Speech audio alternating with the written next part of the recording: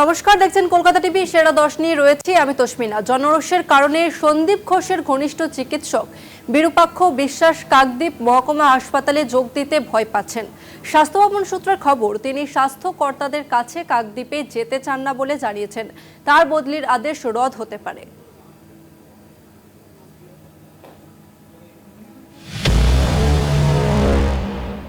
এদিকে বৃহস্পতিবারও কাকদ্বীপ মহকুমা হাসপাতালে জুনিয়র ডাক্তারেরা বিরূপাক্ষ বিশ্বাসকে ঢুকতে না দেওয়ার দাবিতে বিক্ষোভ চালিয়ে যান। বিক্ষোভ চলে ডায়মন্ড হারবারে CMOH দপ্তরেও। বুধবারই বিরূপাক্ষের বদলির নির্দেশ আসে। সেদিন থেকেই কাকদ্বীপে শুরু হয় বিক্ষোভ। পথে নামে বামপন্থী দলগুলি, নাগরিক সমাজ, এমনকি স্কুল কলেজের পড়ুয়ারাও রাস্তায় নেমে আসে। সকলেরই দাবি এক, বর্ধমানের আবর্জনাকে কাকদ্বীপে মানব না। এই দাবিতে বৃহস্পতিবারই সই সংগ্রহ অভিযান শুরু হয়েছে। প্রচুর সাধারণ মানুষ সই করেছেন। কাকদ্বীপ হাসপাতাল, CMOH দপ্তর সহ কাকদ্বীপ শহর বিরূপাক্ষ বিরোধী পোস্টারে ছেয়ে গিয়েছে। সন্দীপ ঘোষ ঘনিষ্ঠ যে বিরূপাক্ষ বিশ্বাস, যে আজকে এই মূল চক্রীর একদম অংশীদার বলা যায়, আজকে তাকে আমরা বিভিন্ন টিভি চ্যানেল, মিডিয়া এবং আমরা সূত্র মারফত জানতে পারলাম আমাদের কাকদ্বীপ হসপিটালে ওনাকে ট্রান্সফার করা হয়েছে। অতএব ওনাকে যে এখানে উনি যে এত বড় অপরাধ করার পরেও ওনাকে আমরা কাকদ্বীপবাসী আমরা কোনোভাবেই আমরা আমাদের হসপিটালে ওনার চিকিৎসা পরিষেবা আমরা নিতে রাজি নই, আমরা বাধ্য নই। ওনাকে আমরা টোটালি বয়কট করলাম। আমরা চাইছি আরজি করের একদম সঠিক সিদ্ধান্ত এবং বিচার থেকে শুরু করে সমস্ত কিছু আমাদের জনগণ যতক্ষণ না পাচ্ছি, আমরা কাকদ্বীপবাসী আমরা এই বিরূপাক্ষ বিশ্বাসকে কোনোভাবে আমরা আমাদের কাকদ্বীপ হসপিটালে প্রবেশ করতে দেবো না, এটা আমাদের প্রতিজ্ঞাবদ্ধ। CMOH এবং কাকদ্বীপ মহকুমা হাসপাতালের সুপার সামগ্রিক পরিস্থিতির কথা স্বাস্থ্য ভবনে জানিয়েছেন। সূত্রের খবর, তারা বলেছেন বিক্ষোভ আন্দোলন যে জায়গায় গিয়েছে তাতে বিরূপাক্ষ যোগ দিতে এলে অবস্থা জটিল হয়ে যেতে পারে। বিক্ষোভকারীরা হাসপাতালের গেটে নজরদারি চালাচ্ছেন। গাড়ি ঢুকলে তাঁরা তা থামিয়ে দেখছেন কে এলেন। প্রসঙ্গত, আরজি করের তরুণী চিকিৎসক খুন হওয়ার 3 দিন পর ওই হাসপাতালের অধ্যক্ষ সন্দীপ ঘোষকে ন্যাশনাল মেডিকেল কলেজ হাসপাতালে অধ্যক্ষ পদে বদলি করা হয়। কিন্তু ওই হাসপাতালের সর্বস্তরের চিকিৎসক এবং স্বাস্থ্যকর্মীর তুমুল প্রতিবাদের জেরে সন্দীপ সেখানে যোগ দিতে পারেননি। একইভাবে আরজি করের চেস্ট মেডিসিনের বিভাগীয় প্রধান মালদহ হাসপাতালে কাজে যোগ দিতে পারেননি বিক্ষোভের কারণে। আরজি করের অধ্যক্ষ পদে যোগ দিয়েও আন্দোলনের চাপে 2 দিন পরই ফিরে যেতে হয়েছে স্বাস্থ্য বিশ্ববিদ্যালয়ের প্রাক্তন উপাচার্য সুরহিতা পালকে। কলকাতা টিভি।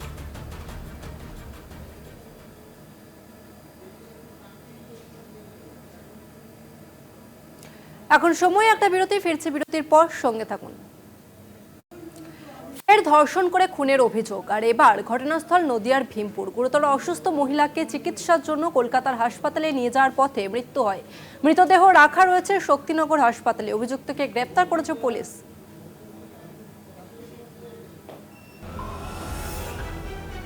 আরজিকর কাণ্ডের রেশ কাটেনি এখনো। নারী নিরাপত্তার দাবিতে রাজপথে নাগরিক সমাজ। এরই মধ্যে ধর্ষণ করে খুনের অভিযোগ নদিয়ায়। অভিযোগের তীর প্রতিবেশীর দিকে। নদিয়ার ভীমপুরের ডিগ্রি পূর্বপাড়ার ওই ঘটনায় রীতিমতো চাঞ্চল্য ছড়িয়েছে এলাকায়। স্থানীয় সূত্রে খবর, বুধবার বেশি রাতে এক যুবক শীত কেটে ওই মহিলার ঘরে ঢোকে। ছেলেকে নিয়ে ঘুমোচ্ছিলেন তিনি। ধর্ষণের পর তার মাথায় ভারী কিছু দিয়ে আঘাত করা হয়। দৌড়ে ঘরে ঢুকেছে, বোমা শাটফাটে পড়ে রয়েছে। পড়ে থাকার পরে তারপরে হলো আমি বোমাকে ঠেলা দিছি, বোমা নড়ে না, পুরো দেহ নড়ে যাচ্ছে। তখন ওই মাথাটারে মার দিছি, মুখটা মাথা দিয়ে আমার হাত রক্ততে জড়িয়ে গেছে। জড়িয়ে গেলি পরে আমি তখন চিল্লা করেছি। চিল্লা দিলে আমার বাড়ি ঘর লোকজন সব জড়ো হয়ে গেছে। এইটুকুর পর আমি কেমন অবস্থা কি হয়েছিল বলে মনে হয়? মাথায় ইট দিয়ে গুঁতোইছে। ইট দিয়ে গুঁতোনোর পর কান মান দিয়ে রক্ত দিয়ে গোটা পুরো ইয়ে গেছে, বালিশ মালিশ দিয়ে ভিজে গেছে। ভোর রাতে মহিলার শাশুড়ির চিৎকারে লোক জড়ো হয়ে যায়। পরে প্রতিবেশীদের সাহায্যে নির্যাতিতাকে প্রথমে শক্তিনগর জেলা হাসপাতালে নিয়ে যাওয়া হয়। পরে অবস্থার অবনতি হওয়ায় মহিলাকে কলকাতায় স্থানান্তরিত করার সময়ে মৃত্যু হয় তাঁর। ওর বাড়ি আছে আন্দরপোতা, ওর কেসটা আছে ডিগ্রি। আমার আছে শালা বউ। সকালবেলা ফোন করেছে, মানে আমার কাকি শাশুড়ি ফোন করে বলতেছে যে এরকম সাথীর অবস্থা বেকায়দ অবস্থা, ওরে ঘুমের ঘরের শিং কাটিয়ে ঘরের ভিতর যাইয়া, মানে কয়জন কি দেখি সেসব বলতে পারবো না। মানে যাই হোক, যাই হোক, ওর মাথায় আছে ইটের ক্ষত পাওয়া গেছে, যাতে ইট ভাঙা রয়েছে। ইট দিয়ে মাথায় বাড়িয়ে মানে ওরা অজ্ঞান করে তুলছে, কিন্তু পেশেন্টের কাছে আমরা কোনো জবাব পাইনি।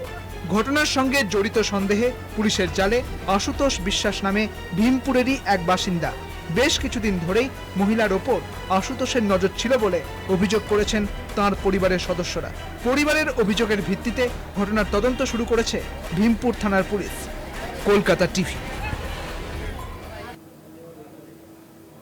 আর এই মুহূর্তে একটি গুরুত্বপূর্ণ খবরে নজর রাখবো। আরজি কর মামলার পরবর্তী শুনানি 9 সেপ্টেম্বর। আরজি কর মামলার পরবর্তী শুনানির দিন ধার্য করা হয়েছে 9 সেপ্টেম্বর, অর্থাৎ সোমবার দিন আরজি কর মামলার শুনানি হবে সুপ্রিম কোর্টে। ডিওয়াই চন্দ্রচূড়ের নেতৃত্বাধীন বেঞ্চ, ডিভিশন বেঞ্চে মামলার শুনানি হবে 9 সেপ্টেম্বর, অর্থাৎ সোমবার দিন আরজি কর মামলার শুনানি হবে সুপ্রিম কোর্টে। প্রধান বিচারপতি ডিওয়াই চন্দ্রচূড়ের নেতৃত্বাধীন ডিভিশন বেঞ্চে হবে আরজি কর মামলার শুনানি। আজ এই মামলার শুনানি হওয়ার কথা ছিল, কিন্তু কোনো ক্রমে এই মামলা পিছিয়ে যায়, অর্থাৎ প্রধান বিচারপতি ডিওয়াই চন্দ্রচূড়ের নেতৃত্বাধীন ডিভিশন বেঞ্চ না বসায় আজকে শুনানি হয়নি এবং এই আরজি কর মামলার শুনানি হবে আগামী 9 সেপ্টেম্বর, অর্থাৎ সোমবার দিন এই মামলার শুনানি হবে। আবার একবার বলবো, আরজি কর মামলার পরবর্তী শুনানির দিন ধার্য করা হয়েছে 9 সেপ্টেম্বর, সোমবার দিন আরজি কর মামলার শুনানি হবে। এই মুহূর্তে আমাদের সঙ্গে রয়েছে প্রতিনিধি পীযূষ কান্তি নাগ। পীযূষ, আরজি কর মামলার পরবর্তী শুনানি 9 সেপ্টেম্বর, আর কি জানা যাচ্ছে?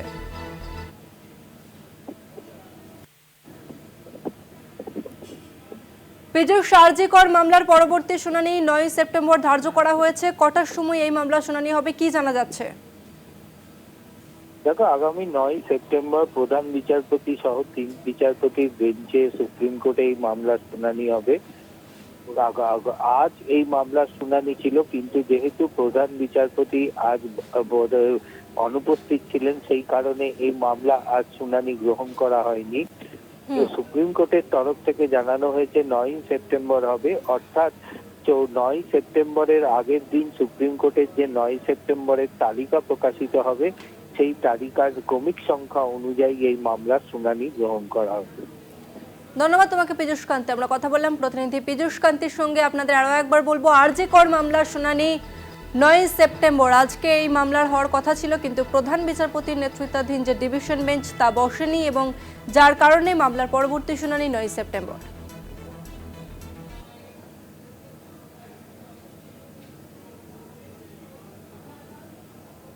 সেরা 10 আজ এখানেই শেষ করছি। আপনারা দেখছেন কলকাতা টিভি, রাত দিন 7 দিন।